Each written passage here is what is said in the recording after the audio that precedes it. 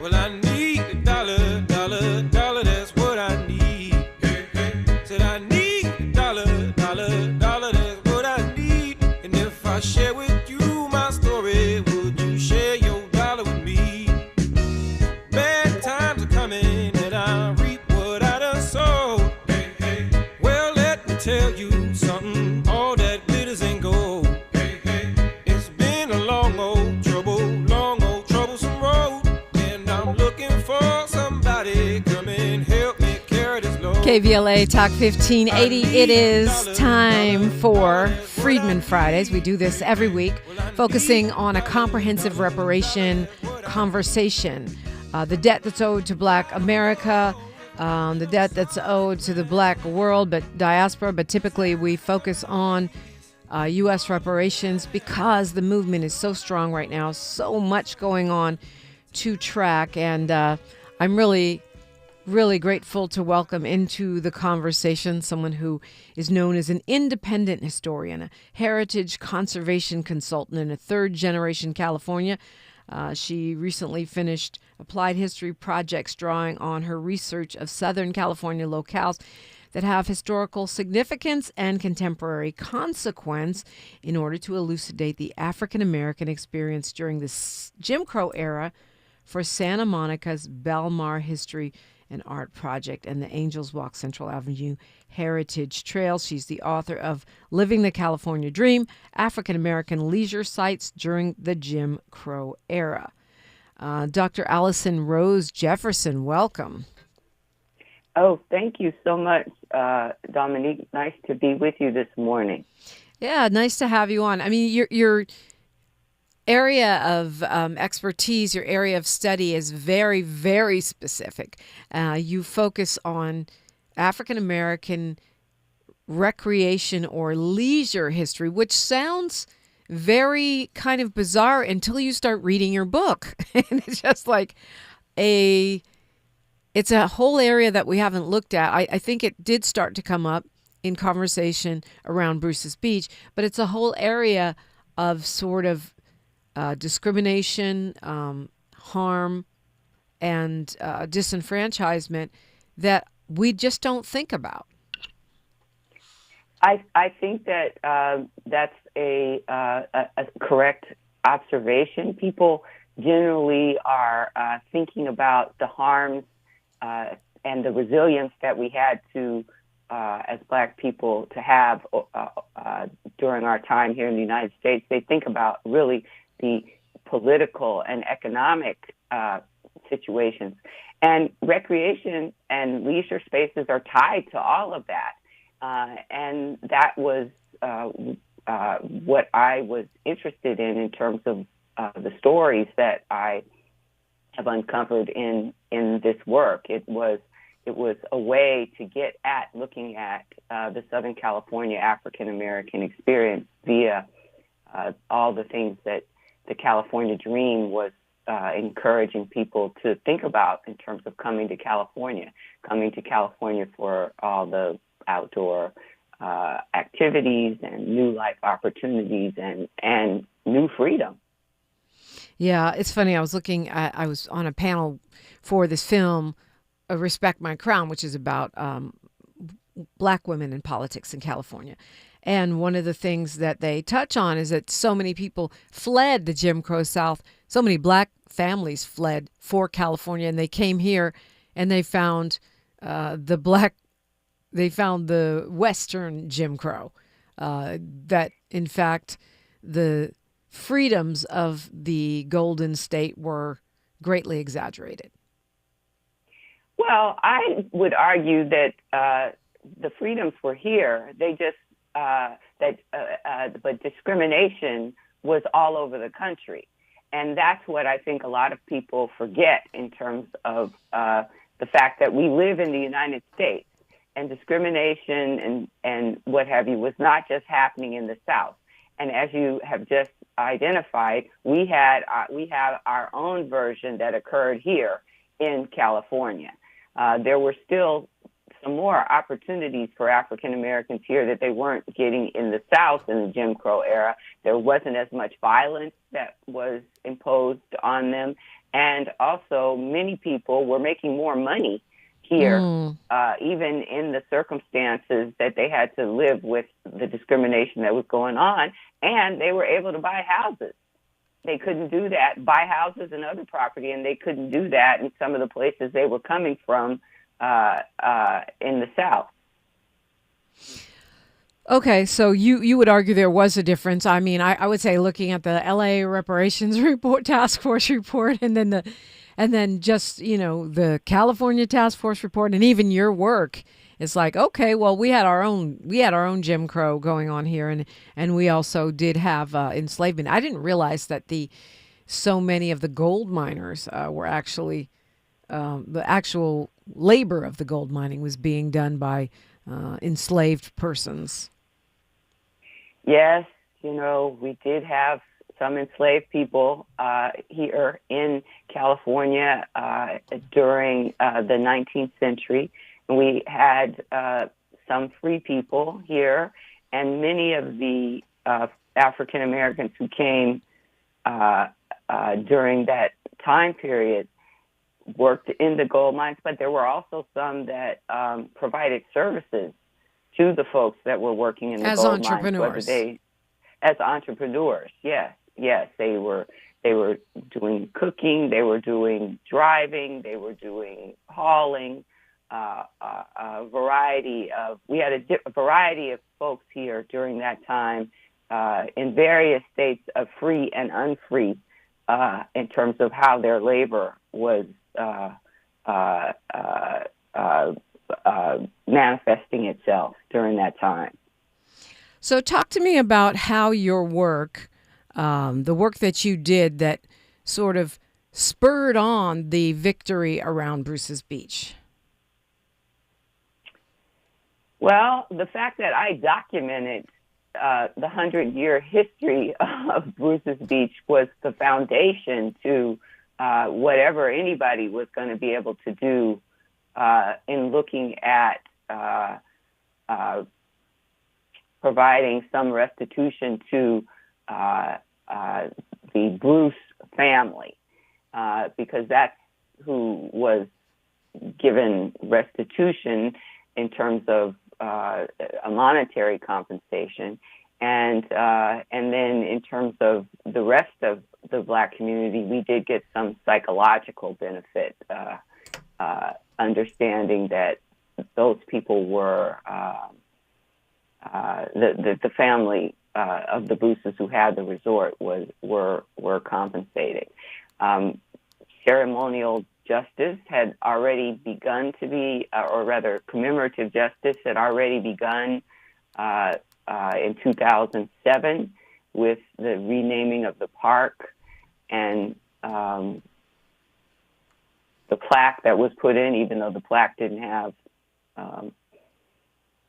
the most accurate version of events, but it still was a start to recognizing the disenfranchisement that had happened to African Americans in Manhattan Beach. So the work was foundational from the standpoint that if it would have taken a much longer time to do that land give back had I not done all the work that I had done that wound up in the book. Yeah, so let's talk. I mean, okay, we'll continue when we come forward, but I think you're very clear that this is restitution, not reparations directly. But let's talk about how those two are related, how one could or hopefully does fuel the other. And also, I want to know how you stumbled upon this story or uncovered this story and why you felt it was so important. We're talking with independent historian Dr. Alison Rose Jefferson on a Freedman Friday, KBLA Talk 1580. She's reclaiming her time on KBLA Talk 1580. More First Things First with Dominique DiPrima when we come forward. A new day is on the horizon. Verizon! Who paved the way for the leaders of today? An untold number of remarkable women, known and unknown, who shaped our past and continue to inspire our future in every field of human endeavor, education, civil rights, technology, and more. Celebrating Women's History Month, we are KBLA Talk 1580. For a limited time at Verizon, you can get our best price ever. That's 4 lines on unlimited welcome for just $25 a line per month with autopay plus taxes and fees. You'll also get the new iPhone 16 Pro, 4 of them for the entire family when you trade in up to 4 phones from our top brands. That's a new phone for everyone, only on the network you can count on. Verizon. Visit a store today. 20 monthly promo credits applied over 36 months with a new line on unlimited welcome. In times of congestion, unlimited 5G and 4G LTE may be temporarily slower than other traffic. Domestic data roaming at 2G speeds. Additional terms apply for phone offer. See Verizon.com for details. Our daughter Jessie loves playing detective. A clue. But since we discovered she has sensitive skin, we've been playing detective too. We thought the problem was our puppy.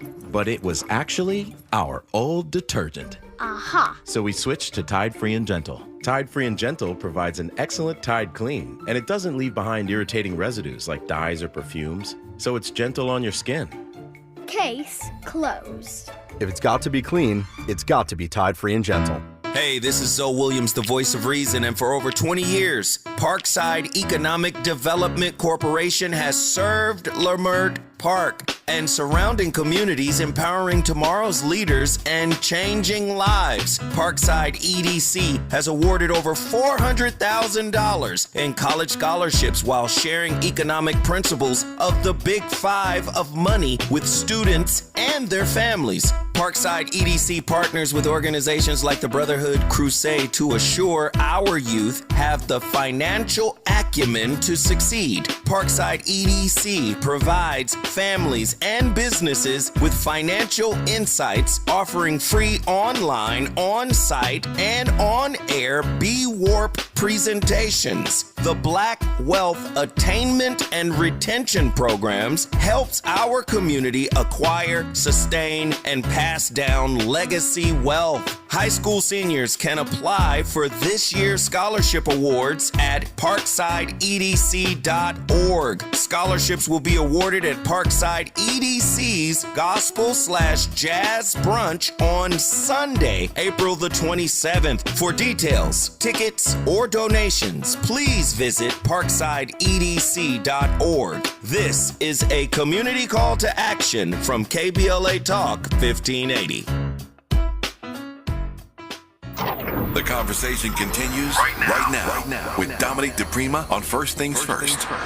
Dr. Alison Rose Jefferson is my guest on a Freedman Friday. Obviously, you're making the distinction here between reparation and restitution when it comes to Bruce's Beach. How are those related in your mind? Well, when I think of reparations, I think of that as a national strategy and a way to provide for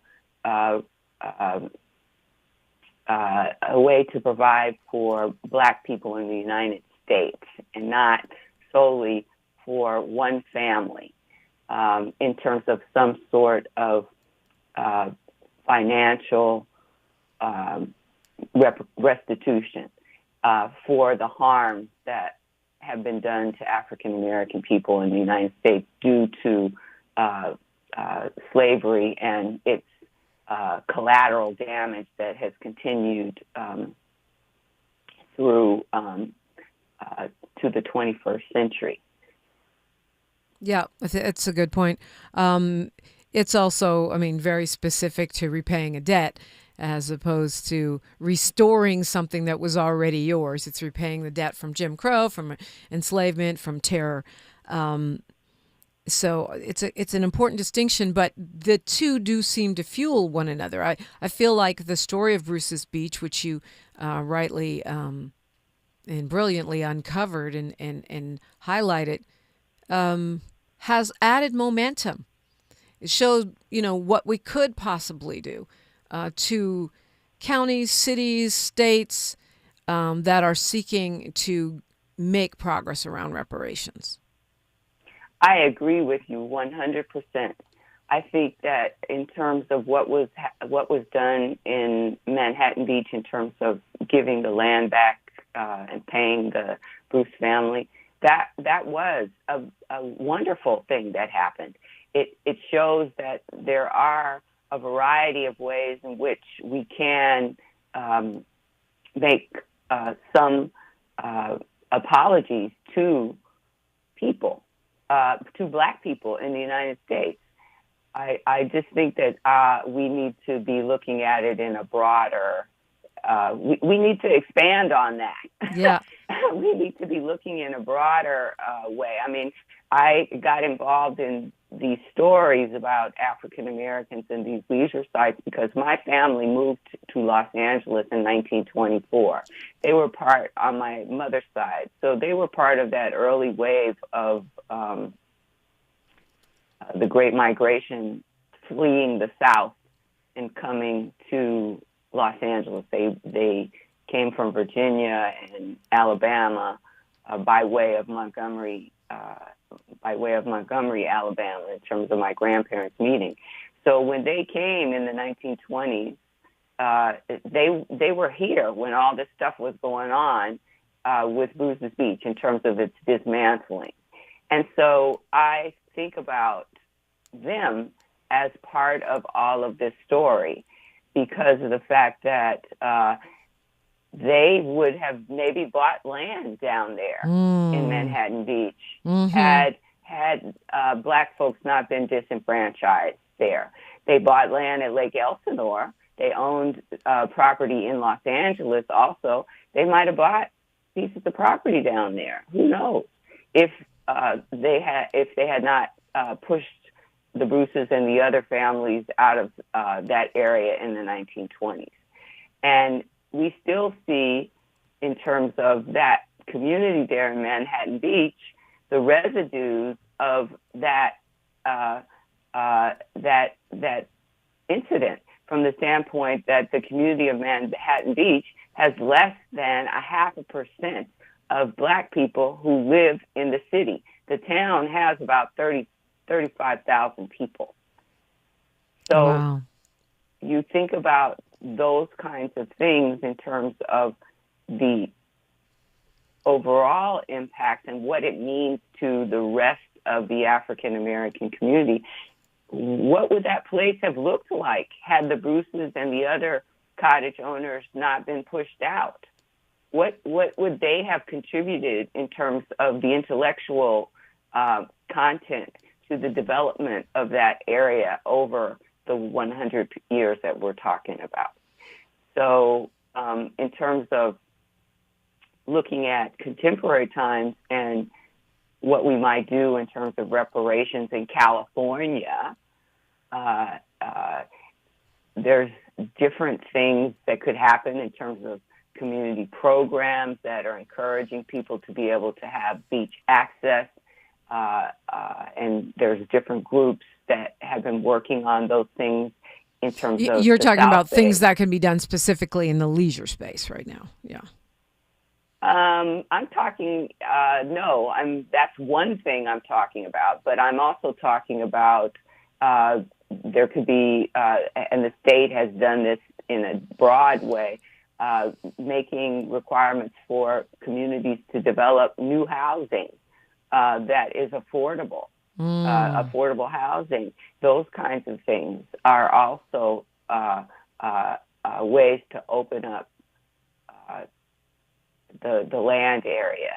Right, and to your of, point, I mean, had the Bruces kept that property, had it continued to be a thriving beach resort, and there were already other families buying in the area right around that would have been a Black enclave, maybe, an Altadena by the sea, that putting that affordable housing in there, or affordable housing specifically available to descendants, that would be a way of undoing some of the harm that was done. Yes, that could be a way of undoing some of the harm that was done in terms of these more economic and social engineering activities. So let's circle back a little bit here to talk, and hopefully we'll get to your current work as well in Santa Monica. But let's go circle back to this story of Bruce's Beach and how you discovered it, why it grabbed your attention, and how it came to the attention of the nation through this legislation. So as it relates to Bruce's Beach, when I was in graduate school working on my master's in historic preservation at University of Southern California, and I was thinking about what I wanted to do in terms of my work. At that time, I was in a heritage conservation program, which, is more focused on at USC is more focused on historic preservation, which is looking at how we tell our national story through saving buildings. And I was interested in doing some work that was important to me and that I thought would have some longevity in terms of projects that I might be able to think about after I got out of graduate school. And the leisure sites were things that had not been recognized in terms of the greater population. And my family, my mother's family, had gone to Lake Elsinore for some of their leisure activity. They had owned property up there at one point in time, and I had heard stories about them going there when I was growing up. And my mother and my grandmother and my uncles and the rest of my family went on a couple of trips out there in the 60s after they had stabilized the lake. One of the reasons that Lake Elsinore is not as prominent today with people in Southern California is because the water in that lake was not consistent. Some years it was just a big muddy puddle over the 20th century. Had it not been just a big muddy puddle, it might be a whole different community today in terms of people thinking about it as a resort. So with that, I always wanted to know more about that place. And then I realized while I was doing this research that there were other places that Black folks had had established communities around leisure where a lot of people didn't think about that. And Bruce's Beach came up in my research as a place that African Americans had once enjoyed. And I had gone to Gardena High School. My parents were divorced, and my father lived down in that general area, and my mother lived in the West Adams, far West Adams and Miracle Mile area during my young years. So I had some experience in high school with going to going to Redondo Beach and going to Manhattan Beach. It wasn't where I went to the beach when I was growing up, because when I was growing up with my mother, she took us to the beach. She took us to the beach near Sunset. She liked that beach because she could park. They had a snack bar and a bathroom. So she could relax. And so with that, I didn't know anything. The only thing I knew about places that Black folks went to enjoy themselves in the context of the Jim Crow era was Lake Elsinore. And in terms of my lived experience. So as a researcher, then I realized more of these other places, Val Verde, which I probably went to once or twice when I was a kid, but I don't have a whole lot of memories of that. And that would have been in the early 60s because for some reason, I remember some parade with Black people. So I'm thinking that was up there. But so it was about having an interest in understanding the Black experience here in Southern California, and these sites of leisure, these communities, were a way to get at that. Black folks in Los Angeles were the ones that were generating the land development in these places that were outside of Los Angeles, and Santa Monica was another place, and Venice was another place in terms of the Santa Monica Bay, where Black folks actually established communities that are still there, which people forget about. But they are still there, and they've been there over 100 years. We'll talk about what some of those spots are. I want to talk about the project in Santa Monica, the most recent one in Santa Monica. And I love what you said. I hadn't thought of it that way, that Black entrepreneurship or the Black creativity that leads us to find a way to do things that we're constantly being blocked from doing led to this development in areas that were not even under consideration for development at that time. I hadn't pondered that. We'll look at that and more with independent historian Dr. Alison Rose Jefferson when we come forward on KBLA Talk 1580. Say the quiet part out loud. KBLA Talk 1580. I'm Bree Wood with 4 Things You Should Know with BIN News. The House voted to censure Black Texas Democrat Al Green for disrupting President Trump's address. Green was escorted out after ignoring warnings to sit down. 10 Democrats voted with Republicans to censure Green. Around 69 million people are under wind alerts for the Carolinas to New England as a storm moves off the coast. The storm caused 6 deaths and power outages. Wind gusts of 50 miles per hour are expected in Boston and New York. A judge has ordered the Trump administration to release $2 billion in foreign aid by Monday after attempts to freeze the funds. The judge will then decide on a timeline for the remaining payments. And legendary musician Roy Ayers has died. Known for his hit Everybody Loves the Sunshine, Ayers passed away at the age of 84 after a long illness. His family released a statement revealing he died Tuesday in New York City. Get BIN News on demand 24/7 on the iHeartRadio app. Right now, there are young people across the world facing a tough choice: continue their dream of education or drop out to help their family put food on the table. You can help change their future in a single moment. See how far your support can go at unbound.org. Is this the time? This is the KBLA Sports Minute with Ray Richardson. You can now start thinking about the Lakers as a strong contender for the NBA championship. The Lakers overcame a 10-point deficit in the fourth quarter against the New York Knicks to secure a 113-109 win in overtime at Crypto.com. The Lakers capped a 6-0 homestand and extended their winning streak to 8. Another dominant performance from LeBron and Luka Doncic. 32 points, 12 assists, and 8 rebounds for Doncic.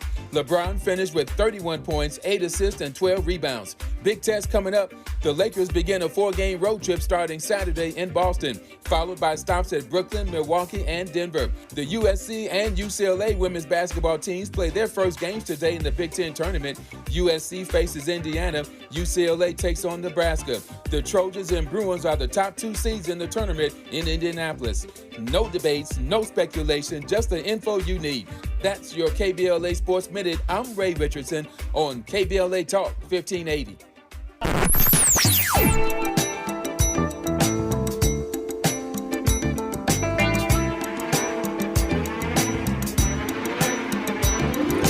This is KBLA Talk 1580.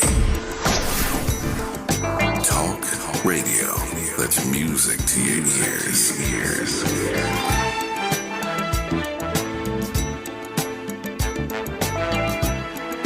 We're unapologetically progressive. KBLA Talk 1580.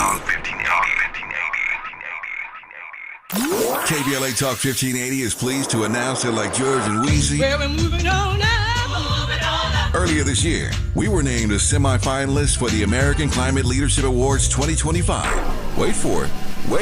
You ready? KBLA Talk 1580 was recently selected as one of 10 finalists being considered for this prestigious award. Hundreds of organizations, institutions, and even cities were nominated in the selection process. But KBLA Talk 1580 has made it to the finals. You're invited to watch live on Wednesday, April 16th. At 10 a.m. Pacific, 1 p.m. Eastern, 12 p.m. Central, as Eco America announces the winner and the runner-up, awarding over $200,000 in prize money. To watch live, just go to ecoamerica.org to register and attend the online ceremony. That's ecoamerica.org. Don't miss the presentation of the American Climate Leadership Awards 2025, Wednesday, April 16th, and wish us luck. Caring about the climate, caring about the community, changing the conversation. We're KBLA Talk 1580, and we've got your black. If you're living with dry age-related macular degeneration or dry AMD, you may be at risk for developing geographic atrophy or GA. GA can be unpredictable and progress rapidly, leading to irreversible vision loss. Now there's something you can do to slow it down. Get it going slower. Izervay is proven to slow GA progression. Izervay gets GA going slower. Izervay or avacincaptad pagel is a prescription eye injection used to treat GA. Don't take it if you have an infection or active swelling in or around your eye. Izervay can cause eye infection, retinal detachment, or increased risk of wet AMD. Izervay may temporarily increase eye pressure. Your vision may be impaired after an eye injection or exam. Don't delay. Ask your doctor about Izervay today. Izervay gets GA going slower. Visit Izervay.com. That's IZERVAY.com. Yeah, yo, come on. Come to club. At KBLA Talk 1580, we fight the power every day. Yeah, gotta give us what we want. Gotta give us what we need. Hey! I listen to KBLA and I love the commercials. I know what the commercials mean. I also, if I'm looking and trying to figure something out, I need something to talk to me that might hit me. And it happens on TV because, you know, every time they show a sporting event, they got the pharmaceutical companies back to back telling people how to fix the sickness on the same stuff that they sell them. So we get it. Yep, we get it too, Chuck D. And that's why at KBLA Talk 1580, we don't black down. Drop it! Our freedom of speech is freedom of death. We got to fight the powers that be. Fight the power! Fight the power! We're not for everybody, but we're for everybody. You're listening to KBLA Talk 1580. And we're talking with historian Dr. Alison Rose Jefferson. Her book, Living the California Dream, African-American Leisure Sites During the Jim Crow Era, and her research around Bruce's Beach really was what led to that victory for, as she says, one family, but symbolically it was a victory, I think, for all of us, and certainly it was an inspiration to the reparations movement about what can be done when the political will and the public sentiment is behind you, and your work is a lot of what moved that public sentiment and that political will. And it also highlights to me why telling our stories and creating our own narrative is so important.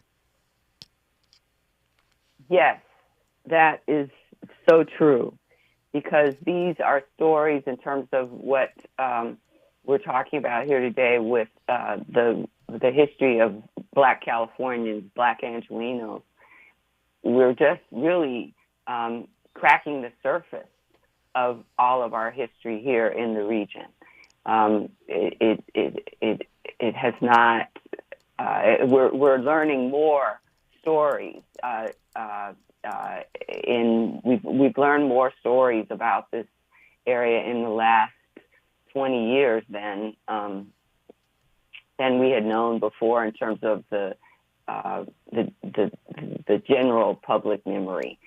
These stories have always been within families, but we've learned more in terms of our general and civic memory about a variety of places and people. But there's still much more work that needs to be done. Yeah. Well, I mean, I feel like every time I talk to you, I'm learning stuff. Every time I talk to the historians and activists who come on this show, I'm getting a better picture of what work is to be done and what stories need to be told. Somebody's in the chat who said it. Somebody's in the chat who says, that, Mad Dog Media TV again says it reminds him of the story of the inkwell. And someone else said that the Black Beach in San Diego is known as Black Beach. Talk about some of these spots, these various places, whether it be in Santa Monica or other shores where we have had historic Black recreation spots that we were pushed out of. Well, in terms of, I would say Santa Monica, it was, yes, there was a push, but there was also a change in terms of recreational interests and places that, it was a combination of things in terms of Santa Monica. And so as it relates to, I assume they're talking about the inkwell in Santa Monica. Yeah, I mean, it's amazing that we have this historic African-American community that still exists in Santa Monica and in Venice. African-Americans started moving to this area around the turn of the 20th century, and some of the people that moved to Santa Monica began developing a resort area there around the same time that Bruce's Beach started in 1912. And that was with this family that had the La Bonita bathhouse. And the reason that we had the beach area as Black folks around Pico, south to Bicknell during that early time period is because that was the area that was close to where Black folks were living in Santa Monica. It was the kind of the edge of what you might say is southern Santa Monica. And then you had the gully that runs through there where the freeway is today. And then you had northern Santa Monica where there was a whole nother level of development that was going on and a different level of beach development and a different way in which northern Santa Monica interacted with the beach because of the cliffs. So with that, the Bay Street Beach eventually became the one that is most known where African Americans hung out from the 1920s into the 1950s. And there was a public park that was there, the Crescent Bay Park, and so they wound up with their spot right there in front of that park. It was a place that was of joy, and you could use the beach with less harassment there. The Black folks who attempted to develop a larger resort at Pico and the oceanfront in the 1920s were foiled by the white supremacists in the area who didn't want Black folks to develop a business and have a larger enjoyment spot there.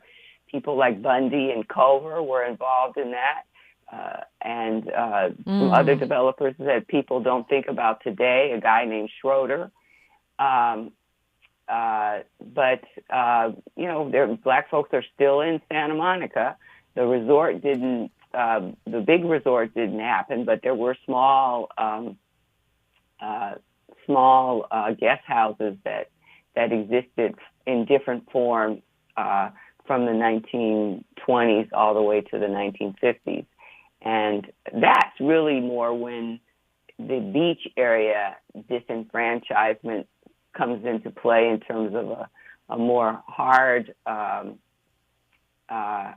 closure to economic development from the standpoint of the Civic Center development, because that was where the Black folks had the last remaining small businesses that might support folks going to the beach. So then you have the opening up of other opportunities to go other places, and the Bay Street Beach isn't as attractive anymore to folks because they can go to other beaches, and also during the World War II years into the 1960s, there was urban redevelopment on the beaches.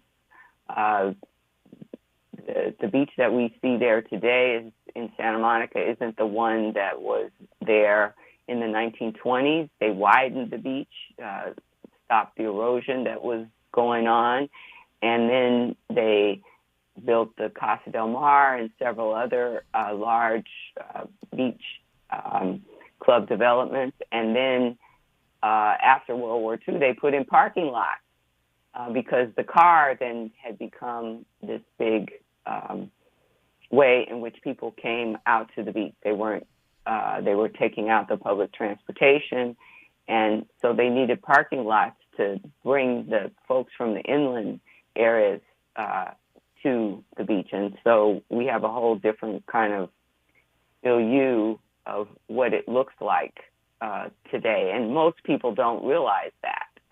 Yeah. It's a different flavor. For sure. A couple things in the chat. Jacqueline Anderson says, I remember going to Valverde Park for the Black Mr. Physique contest because one of my family members was a bodybuilder back in the day. These contests were held every year along with a big picnic. Jerry Anderson says those are names that need to go on the list, talking about Bundy and Culver and Schroeder. And then someone asked, and I don't know if you can answer this, Black's Beach was an actual black beach, talking about San Diego. All I've ever known it for is being a nude beach. Do you know anything about that, Doctor? Yeah, that was, in terms of that beach, so there was a historic African-American community, a lot of people don't realize this, in La Jolla. Wow. And but La Jolla wasn't so much, when they were there, the beach community as it was an agricultural community, and that was why this community was there. And then they were servicing, providing service work to the different folks that lived there. So I don't know how Black's Beach got its name, other than I thought it had something to do with the land terrain there. But I'm not certain. There was another African American community that was also in Corona, which has been in the news recently because the Japanese family that had bought the land from the black family that had been there since the late 1800s recently sold it and gave the money to Cal State San Diego, Black Studies, or Black, the department or the center around that focuses on African American Yeah, studies. I forgot about that story. Yeah. Well, we're talking with Dr. Alison Rose Jefferson. I want to get your thoughts on the Ebony Beach Club. And, we always, when we continue this conversation, we always think about black people being excluded from swimming pools. But our California coastline, I'm sure, is not the only example of black exclusion from beaches. I know there's some moves on a broader level, different projects that are addressing that, including one that both of us are involved with together. Maybe we'll have time to get to that when we continue. I'm Dominique DiPrima for KBLA Talk 1580. More of First Things First with Dominique DiPrima when we come forward. Fatherhood includes being present during pregnancy, delivery, and beyond, supporting your partner and advocating for your baby's health. Black fathers play a key role in reducing maternal and infant health inequalities. Join the free AIM Fatherhood Program and make a difference. Visit blackinfantsandfamilies.org/fatherhood. I feel so alone. I'm embarrassed to talk about it. How can I help my kid if I can't help myself? I can't remember when I wasn't stressed. I don't like inside. When you feel overwhelmed by your thoughts and emotions, it's okay to get help. You are not alone. CalHope is here for you with free, safe, and confidential mental health resources for youth, young adults, families, and you. Find support now at calhope.org. Who cares about the black community in Altadena? We do.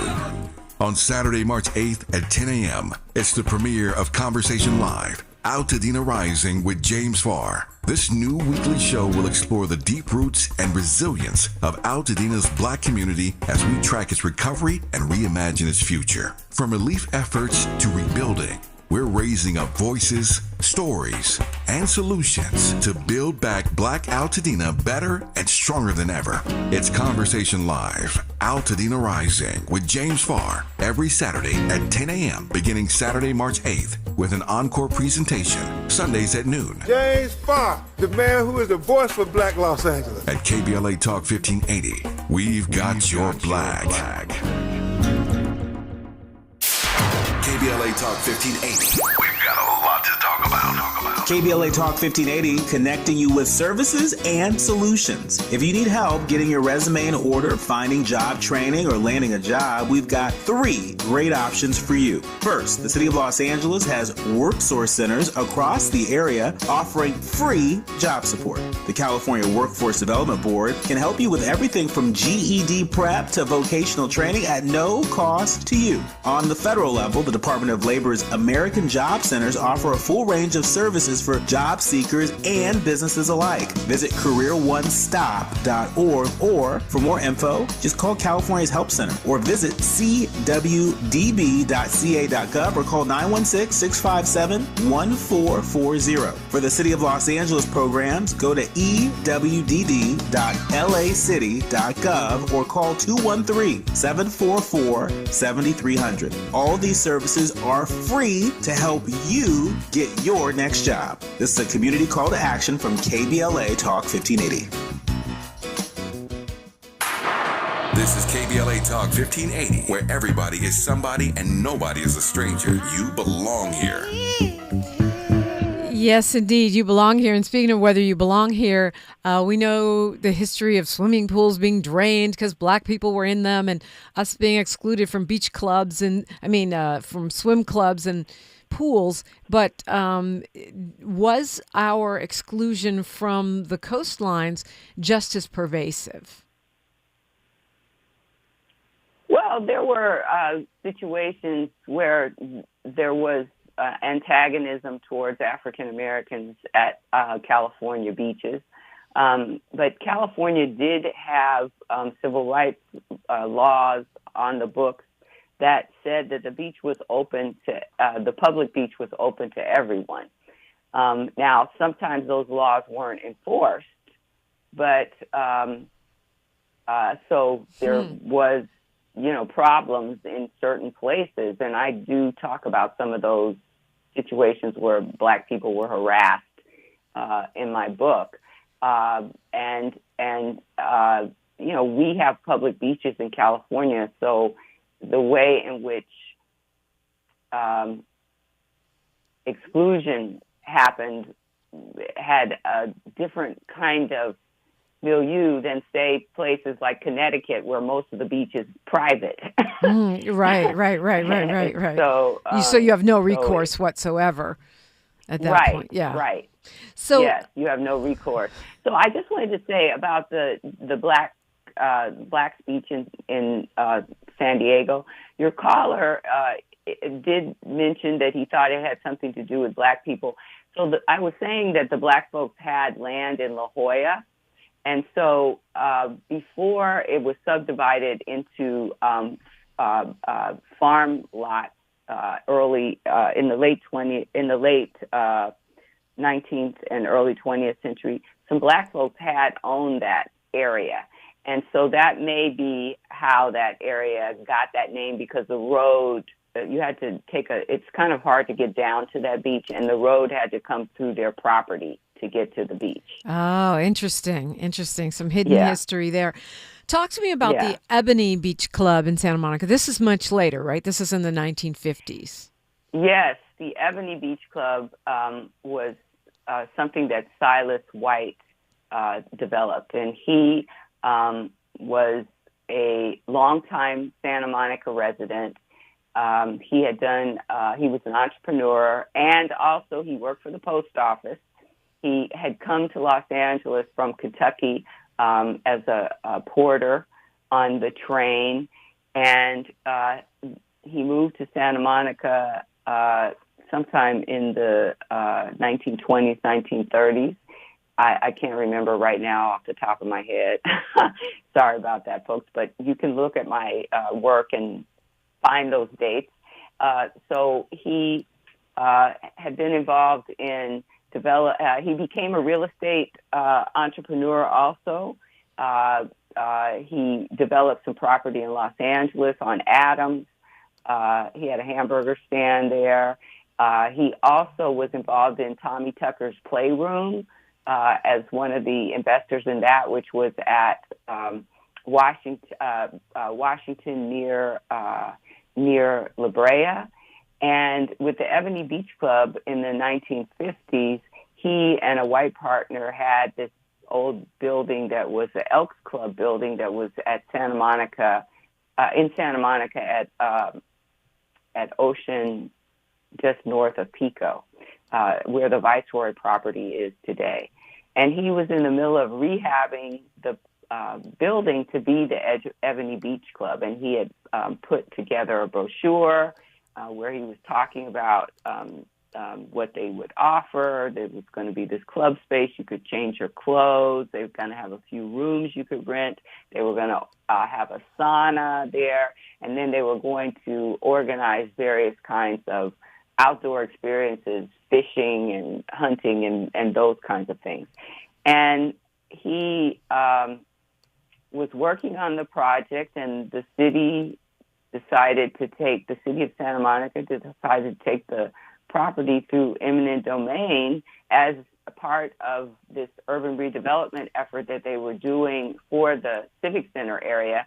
And that involved what they were doing was looking at building the civic auditorium and other civic infrastructure out. And then they also, at that time, got the courthouse. And so they took his land for a parking lot. And he protested. He went to court and, attempted to get the land back, but the judge wouldn't side with him in terms of the situation. And so it was taken away, and he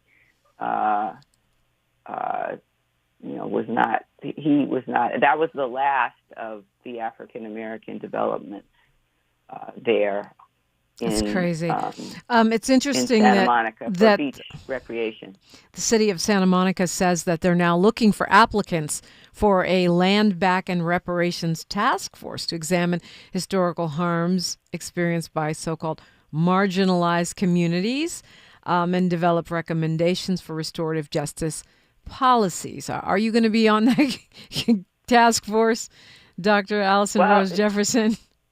I'm thinking I'm going to apply. Yeah.